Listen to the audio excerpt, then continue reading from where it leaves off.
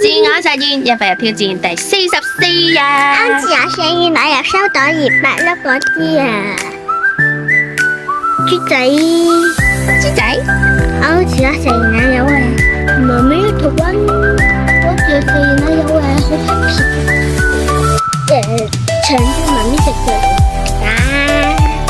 好舒服啊！我自我實現我有媽咪啲頭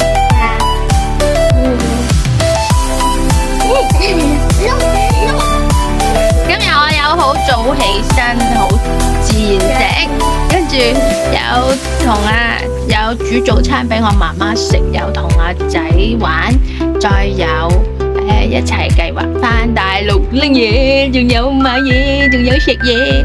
然後我哋過咗一日非常之和諧，非常之舒服又安樂嘅一個旅程，同婆婆、同老公、同我、同阿仔一齊開開心心食嘢、玩嘢、拎嘢，同埋傾偈。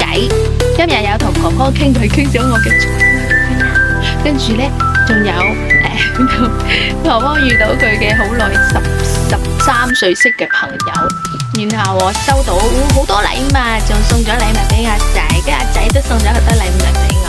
老公日日都黐住我，自我實現令到我哋生活得越嚟越舒服，越嚟越開心。